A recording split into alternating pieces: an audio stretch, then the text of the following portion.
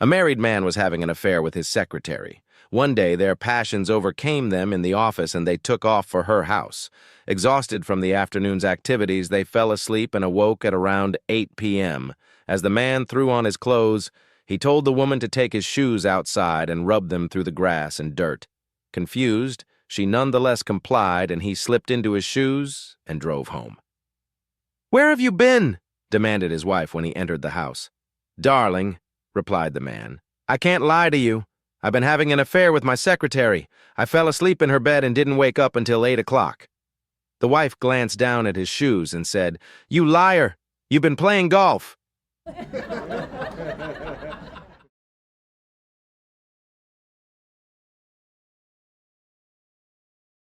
Roger, 85, married Jenny, a lovely 25-year-old. Since her new husband is so old, Jenny decides that after their wedding, she and Roger should have separate bedrooms because she is concerned that her new but aged husband may overexert himself if they spend the entire night together. After the wedding festivities, Jenny prepares herself for bed and the expected knock on the door. Sure enough, the knock comes, the door opens, and there is Roger, her 85-year-old groom, ready for action. They unite as one. All goes well, Roger takes leave of his bride, and she prepares to go to sleep. After a few minutes, Jenny hears another knock on her bedroom door, and it's Roger. Again, he is ready for more action. Somewhat surprised, Jenny consents to more coupling. When the newlyweds are done, Roger kisses his bride, bids her a fond good night, and leave. She is set to go to sleep again, but aha, you guessed it. Roger is back again, rapping on the door, and is as fresh as a 25-year-old, ready for more action, and once more they enjoy each other. But as Roger gets set to leave again, his young bride says to him, "I am thoroughly impressed that at your age you can perform so well and so often. I have been with guys less than a third of your age who were only good once. You are truly a great lover, Roger." Roger, somewhat embarrassed, turns to Jenny and says, "You mean I was here already?" Diary entries of a married couple. Wife's diary. "Tonight, I thought my husband was acting weird. We had made plans to meet at a nice restaurant for dinner. I was shopping with my friends all day long, so I thought he was upset at the fact that I was a bit late, but he made no comment on it. Conversation wasn't flowing, so I suggested that we go somewhere quiet so we could talk. He agreed, but he didn't say much. I asked him what was wrong. He said, 'Nothing.' I asked him if it was my fault that he was upset. He said he wasn't upset, that it had nothing to do with me and not to worry about it. On the way home, I told him that I loved him. He smiled slightly and kept driving. I can't explain his behavior. I don't know why he didn't say, 'I love you too.'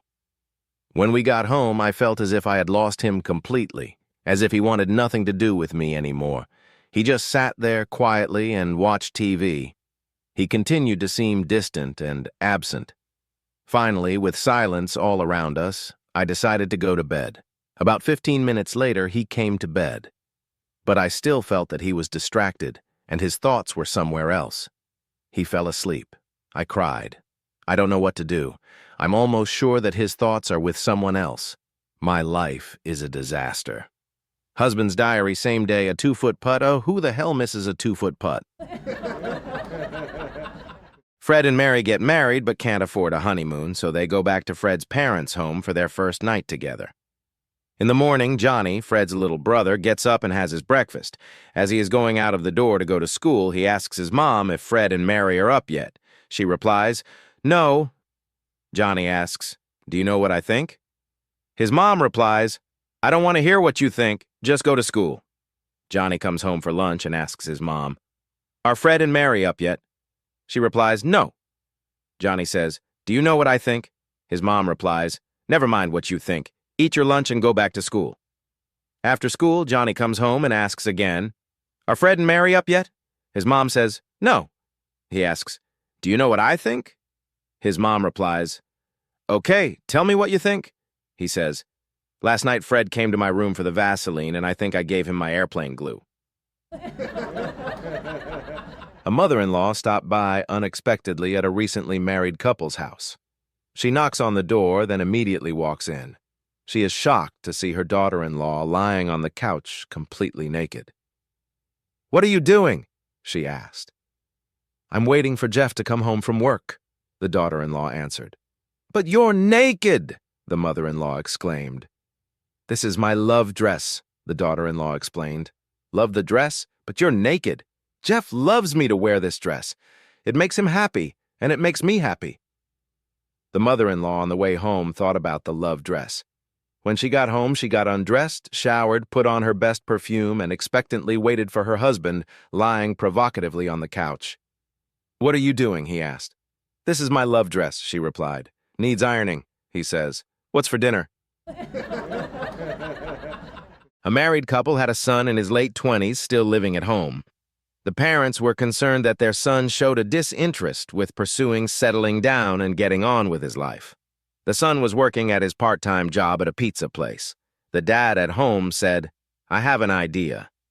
He laid out a handful of $100 bills, a Bible, and a bottle of whiskey. His wife said, What's this for?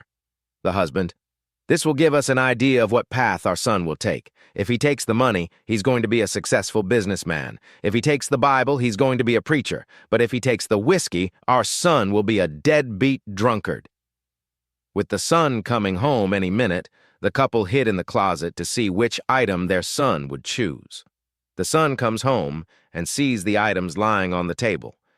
He grabs the wad of cash, skims through it, and puts it in his pocket. He grabs the Bible, skims through it for a good while, and puts it in his back pocket. He grabs the bottle of whiskey, opens it, smells the aroma as if it were a fine wine, then drinks half the bottle and takes it with him as he leaves the room. Now what? The wife asked. Our son took them all. It's even worse than I thought, the father replied. He's going to be a politician. An elderly man in Phoenix calls his son in New York and says, I hate to ruin your day, but I have to tell you that your mother and I are divorcing. 45 years of misery is enough. Pop, what are you talking about? The son screams. We can't stand the sight of each other any longer, the old man says. We're sick of each other, and I'm sick of talking about this, so you call your sister in Chicago and tell her. And he hangs up. Frantic, the son calls his sister, who explodes on the phone. Like heck, they're getting divorced, she shouts. I'll take care of this. She calls Phoenix immediately and screams at the old man. You are not getting divorced. Don't do a single thing until I get there. I'm calling my brother back and we'll both be there tomorrow. Until then, don't do a thing. Do you hear me? And hangs up. The old man hangs up his phone and turns to his wife. Okay, he says. They're coming for Thanksgiving and paying their own fares. Now what do we tell them for Christmas? These two guys had just gotten divorces and they swore they would never have anything to do with women again. They were best friends and they decided to move up to Alaska as far north as they could go and never look at a woman again. They got up there and went into a trader's store and told him, Give us enough supplies to last 2 men for 1 year. The trader got the gear together and on top of each one's supplies he laid a board with a hole in it with fur around the hole. The guys said, What's that board for? The trader said, Well, where you're going there are no women and you might need this. They said, No way, we've sworn off women for life. The trader said, Well, take the boards with you and if you don't use them, I'll refund your money next year. Okay, they said and left.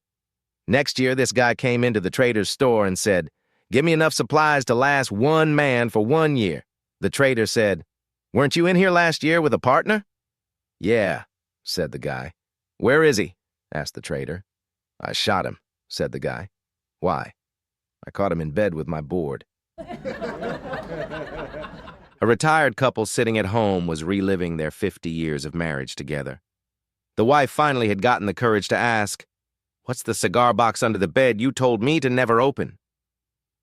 The husband sat a moment and then got up, abruptly leaving the room. When he returned, he had the cigar box. He sat down and opened it. Inside, there were 3 $50 bills. I wasn't always the man I am today. I haven't always been faithful. Times were tough when we were younger, and it caused us to struggle even more. But every time I was unfaithful, I put $50 in this box to remind myself how much I was hurting us. The wife sat silent a few minutes. She had tears in her eyes when she stood up and went outside. As she drove away, her husband feared he may have hurt her too badly for their marriage to survive. To his surprise, she returned after a while. She had a jar with $50.05 in it. She explained that she also had been unfaithful and made the gentleman leave something behind so she too would have a reminder. The husband seemed saddened and relieved, but confused all at the same time. The wife asked for his reaction. "I don't understand.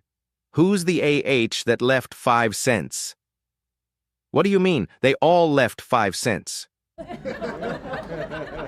I went downstairs for breakfast, hoping my wife would be pleasant and say happy birthday and possibly have a small present for me.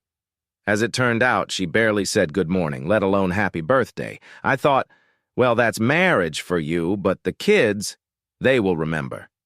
My kids came bouncing downstairs to breakfast and didn't say a word, so when I left for work, I felt pretty low and somewhat dejected.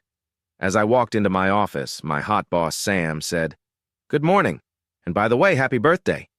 It felt a little better that at least someone had remembered. I worked until 1 o'clock when Sam knocked on my door and said, "It's such a beautiful day outside, and it is your birthday. What do you say we go out to lunch, just you and me?" I said, "Thanks, Sam, that's the greatest thing I've heard all day. Let's go?" We went to lunch, but we didn't go where we normally would go. She chose instead a quiet bistro with a private table. We had 2 red wines each, and I enjoyed the meal tremendously. On the way back to the office, Sam said, "It's such a beautiful day. We don't need to go straight back to work, do we?" I responded, "I guess not. What do you have in mind?" She said, "Let's drop by my place. It's just around the corner." After arriving at her house, Sam turned to me and said, "If you don't mind, I'm going to step into the bedroom for just a moment. I'll be right back." "Okay," I nervously replied. She went into the bedroom, and after a couple of minutes, she came out carrying a huge birthday cake, followed by my wife, my kids, and dozens of my friends and co-workers, all singing "Happy Birthday." And I just sat there, on the sofa, naked. A husband and wife are going out for the evening. Before going out, they always put their cat out for the night. An Uber arrives to pick up the couple, and as they walk out of the house, the cat runs back inside. The husband goes back into the house to chase the cat out, and the wife walks out to the Uber. She doesn't want the driver to know that the house will be empty for the evening, so she explains to the driver, "My husband is just going upstairs to say goodbye to my mother." 10 minutes later, the husband comes out of the house with his hair a mess and his clothes disheveled. He climbs into the Uber with a huff. "Sorry I took so long," he sighs. "She was hiding under the bed, and I had to poke her with a coat hanger before I could get her to come out. She put up a fight, but I was finally able to grab her and throw her out the back door." I have a little satnav. It sits there in my car. A satnav is a driver's friend. It tells you where you are. I have a little satnav. I've had it all my life. It's better than the normal ones. My satnav is my wife. It gives me full instructions, especially on how to drive. "It's 60 miles an hour," it says. "You're doing 65. It tells me when to stop and start and when to use the brake, and tells me that it's never, ever safe to overtake. It tells me when a light is red, and when it goes to green, it seems to know instinctively just when to intervene. It lists the vehicles just in front and all those to the rear, and taking this into account, it specifies my gear. I'm sure no other driver has so helpful a device. For when we leave and lock the car, it still gives its advice. It fills me up with counseling. Each journey's pretty fraught. So why don't I exchange it and get a quieter sort? Ah, well, you see, it cleans the house and makes sure I'm properly fed. It washes all my shirts and things and keeps me warm in bed. Despite all these advantages and my tendency to scoff, I only wish that now and then I could turn the bugger off.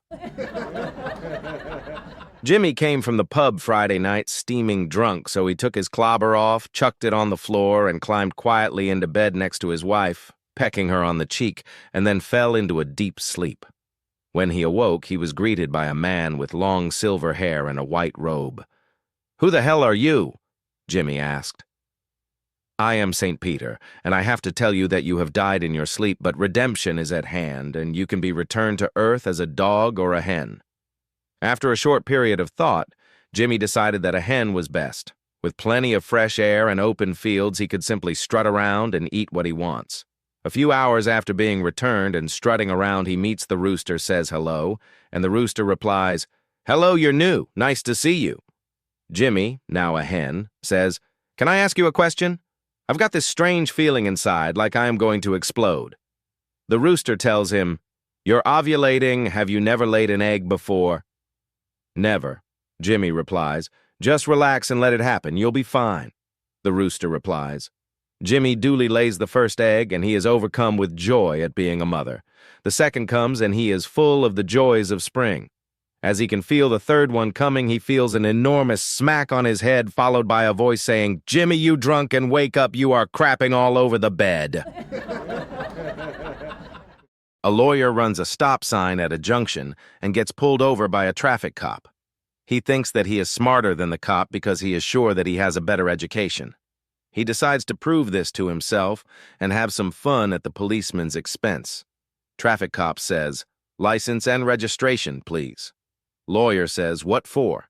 Traffic cop says, "You didn't come to a complete stop at the stop sign at the junction." Lawyer says, "I slowed down and no one was coming." Traffic cop says, "You still didn't come to a complete stop. License and registration, please." Lawyer says, "What's the difference?" Traffic cop says, "The difference is you have to come to a complete stop. That's the law. License and registration, please." Lawyer says, "If you can show me the legal difference between slow down and stop, I'll give you my license and registration, and you give me the ticket. If not, you let me go and no ticket." Traffic cop says, "Exit your vehicle, sir." At this point, the traffic cop takes out his pepper spray, squirts the lawyer, and then starts beating the crap out of him with his truncheon and says, "Do you want me to stop or just slow down?" One night, an old man accidentally bumped into his daughter-in-law in the dark. In the confusion, he fumbled and accidentally pressed against her chest. Startled, the daughter-in-law shouted, "What are you doing? Don't you have any shame?" Embarrassed, the old man stammered, "Oh, I'm so sorry. I thought it was your mother-in-law." She glared at him and fired back, "Really? You can't tell the difference between boiled eggs and an omelette." A judge was interviewing a woman regarding her pending divorce and asked, "What are the grounds for your divorce?" She replied, "About 4 acres and a nice little home in the middle of the property with a stream running by." "No," he said. "I mean, what is the foundation of this case?" "It is made of concrete, brick, and mortar," she responded. "I mean," he continued, "what are your relations like?" "I have an aunt and uncle living here in town, and so do my husband's parents," he said. "Do you have a real grudge?" "No," she replied. "We have a 2-car carport and have never really needed one." "Please," he tried again. "Is there any infidelity in your marriage?" "Yes. Both my son and daughter have stereo sets. We don't necessarily like the music, but the answer to your questions is yes." "Ma'am, does your husband ever beat you up?" "Yes," she responded. "About twice a week he gets up earlier than I do." Finally, in frustration, the judge asked, "Lady, why do you want a divorce?" "Oh, I don't want a divorce," she replied. "I've never wanted a divorce. My husband does. He said he can't communicate with me." A woman decides to surprise her husband with a brand new luxury wardrobe. While he's at work, she goes to IKEA and finds a beautiful wardrobe, buys it, and returns home. Reading the instructions, she easily assembles the marvelous piece of furniture. Then, as she stood satisfied about her work, a bus passed by the window and the whole wardrobe fell apart. Stunned, the woman assembles the wardrobe again, making sure she follows the instructions exactly. When she finishes, all looks perfect, but a few minutes later a bus passes, and again the wardrobe falls to pieces. At this point, the woman has had enough and calls customer support to explain the wardrobe she bought collapsed whenever a bus passed. The man on the other end insists that they provide any service necessary for the proper installation of their furniture and sends over the very carpenter who designed the wardrobe to help. The carpenter watches as the woman assembles, seemingly perfectly, the wardrobe, and yet as the next bus passes, it falls to pieces again. Determined to figure out the issue, the carpenter helps her rebuild the wardrobe and enters inside to see exactly what happens when a bus passes. Suddenly, the woman's husband burst through the front door, demanding to know why the neighbors had texted him, saying a strange man had been in their house for hours. Surging through the house, he throws open doors until he comes across the new wardrobe. He opens the wardrobe to reveal the carpenter inside and demands to know what he was doing there. Shocked, the carpenter says, "Would you believe me if I said I'm waiting for the bus?" One dark night in Dublin, a fire started inside the local chemical plant. In a blink of an eye, it exploded into massive flames. The alarm went out to all the fire departments for miles around. When the firefighters appeared on the scene, the chemical company president rushed to the firemen in charge and said, "All our secret formulas are in the vault in the center of the plant. They must be saved. I will give £50,000 to the fire department that brings them out intact." But the roaring flames held the firefighters off. Soon more fire departments had to be called in as the situation became desperate. As the firemen arrived, the president shouted out that the offer was now £100,000 to the fire station that could bring out the company's secret files. But still, the firefighters could not get through. From the distance, a lone siren was heard as another fire truck came into sight.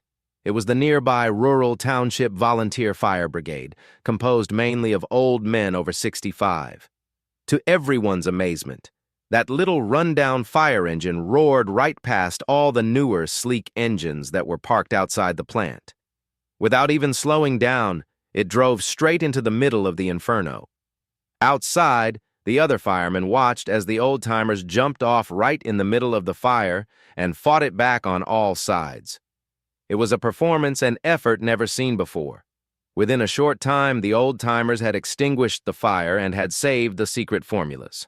The grateful chemical company president announced that for such a superhuman feat, he was upping the reward to £200,000 and walked over to personally thank each of the brave firefighters. The local TV station caught the thank you on film and asked the chief, "What are you going to do with all that money?" "Well," said Patty, the 70-year-old fire chief, "the first thing we're going to do is fix the brakes on that bloody fire truck." A man is walking by his son's room when he hears him praying, and he decides to poke his head in the door to see what he is saying. "Dear God, I love Mommy, Daddy, and Grandma. Bye-bye, Grandpa." The father thought this was strange, but didn't pay much mind to it, as his young son was just expressing his feelings.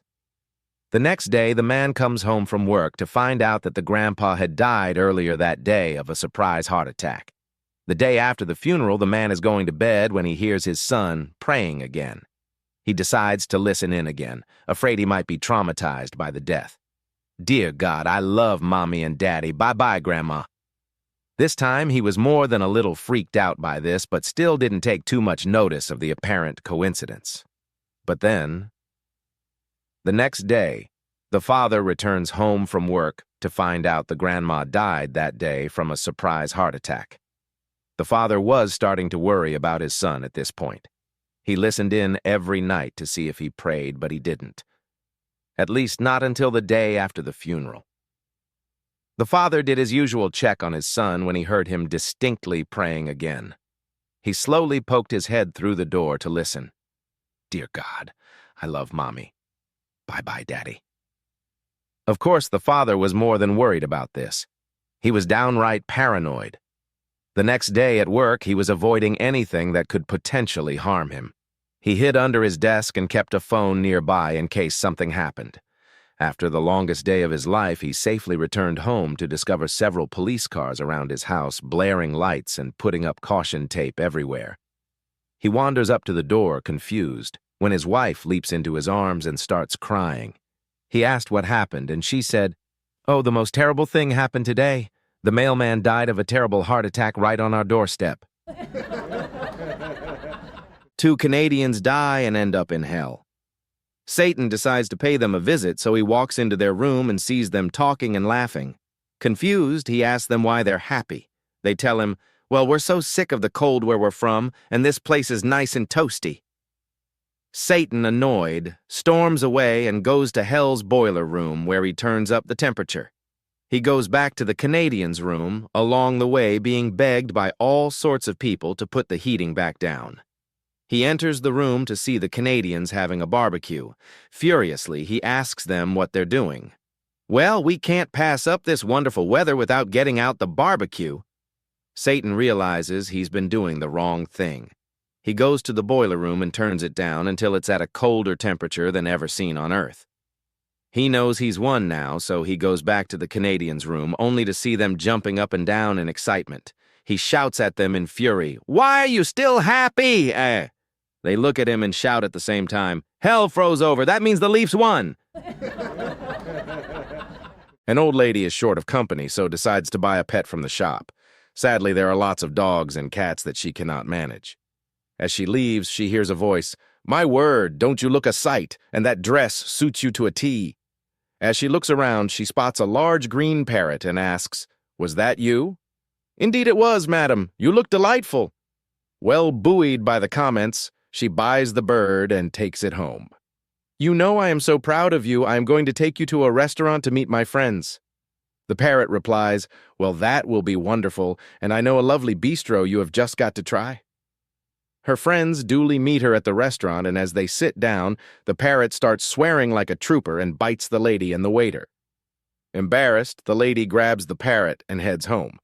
On arriving, she goes down to the basement and stuffs the parrot in the freezer, uttering, "I'll teach you. You can cool off in here until you learn not to swear and bite people."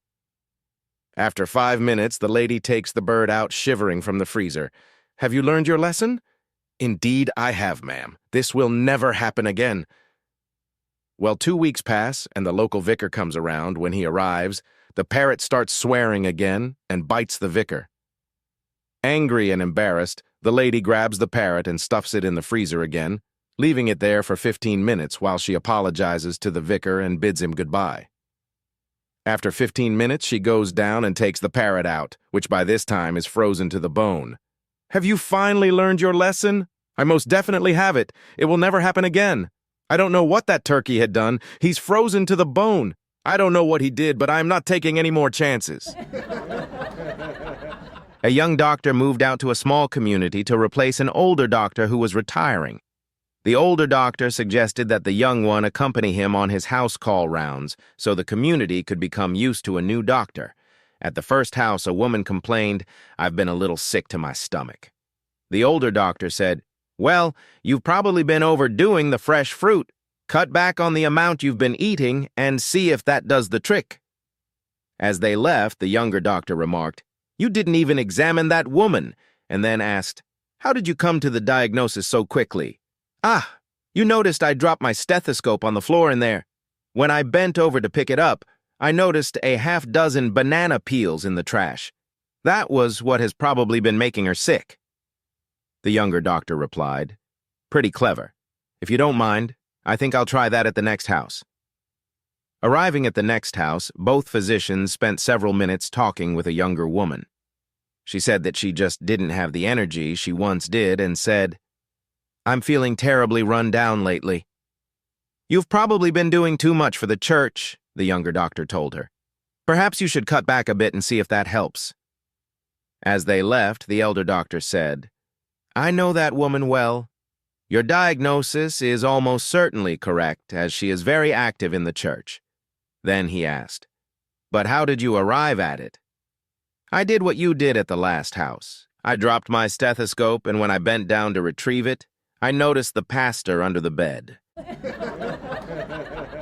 Two men are playing a competitive golf match. One is a couple of holes down with 3 to go. He says to himself, "If I can sink this putt, that will be 1 down, 2 to play. I can win this." As he is about to putt, a stranger walks by and mutters, "If you could make that putt, would you give up 1/3 of your sex life?" The man thinks about it and agrees, puts the ball, and it goes in.